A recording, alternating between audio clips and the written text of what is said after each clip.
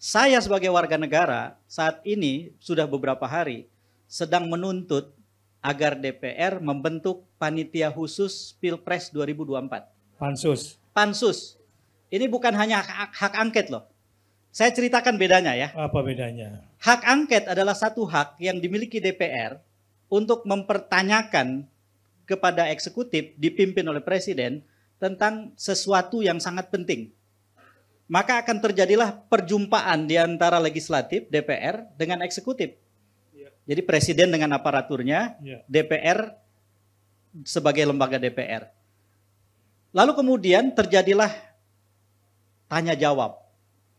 Sejumlah pertanyaan harus direspon seperti permohonan pertanggungjawaban. Kalau pansus, panitianya dibentuk, dikasih waktu tertentu yang spesifik. Misalnya katakanlah 20 hari. Dari tanggal 25 Februari sampai dengan tanggal 17 Maret. Wih, udah ngasih tanggal nih. Saya udah ngasih tanggal nih, supaya konkret karena waktu kan terus berjalan nih. 25 Februari sampai dengan 17 Maret, itu 20 hari tuh. Yeah. Kenapa 17 Maret? Karena penetapan hasil pemilu itu 30 Maret menurut jadwal KPU. Yeah. Jangan sampai lewat itu. Yeah. Artinya pansus ini harus bekerja untuk memproses sampai kemudian akhirnya pada tanggal 30 Maret ketika memang harus diputuskan sesuatu, keputusannya adil. Pansus itu terdiri dari seluruh fraksi yang ada di DPR yang keanggotaannya mewakili kekuatan masing-masing pihak. Lalu kemudian pimpinannya akan dipilih dari satu paket yang diajukan. Udah jelas paket yang menang siapa? 5 partai, PDI Perjuangan, P3, Nasdem, PKS, PKB itu 54,6% di DPR. Kalau mereka kompak, sudah jelas siapa yang menang gitu loh. Problemnya kalau mereka tidak kompak, tapi kita doakan mereka kompak. Amin. Nanti saya akan mungkin cerita Ustadz beberapa komunikasi yang saya lakukan dengan beberapa pihak tanpa saya sebutkan namanya atas nama etika. Hanya untuk memberi informasi kepada publik bahwa nggak benar itu, banyak sekali berita yang mengatakan ini sedang pecah, ini sedang ini dan seterusnya. Ya itu framing media ya. Iya, framing media yang jangan sampai kita kemudian jadi korbannya. Nah, kembali ke soal tadi, 20 hari itu yang akan terjadi adalah dilibatkannya oleh DPR yang disebut para pemangku kepentingan, stakeholders. Jadi bukan hanya presiden dengan aparaturnya, ya tentu saja presiden dan aparaturnya akan dilibatkan, dipanggil. Akan dipanggil Kapolri untuk menjelaskan dari pertanyaan-pertanyaan anggota pansus. Apakah benar peristiwa ini terjadi? Apakah benar ini terjadi? Apakah benar ini terjadi?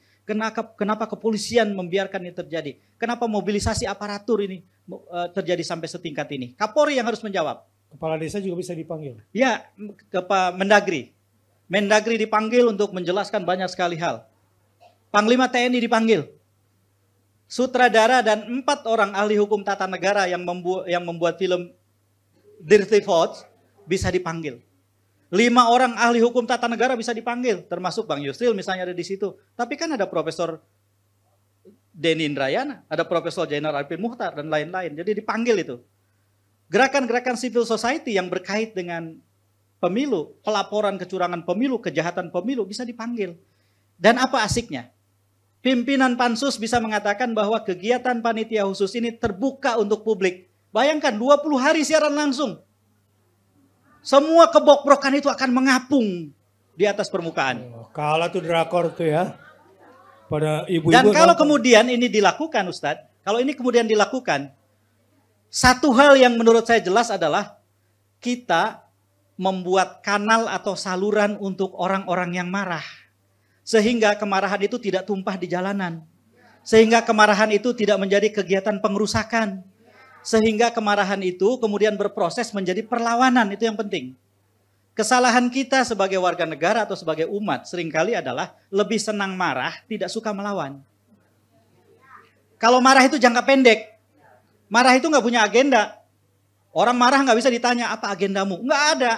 Bakbuk, dia pukul kita. Dan orang marah bisa diselesaikan dengan hadiah permukaan yang sesaat. Ya. Anak kecil marah, kita kasih permen selesai. Ya. Orang marah dikasih duit selesai. Ya. Tetapi orang melawan nggak bisa. Nah jadi kemarahan orang dikanalisasi menjadi perlawanan. Lalu kemudian potensi pengerusakan dan konflik kita perkecil. Kita kasih saluran. Akhirnya konflik itu jadi ekspresi cinta orang pada tanah airnya.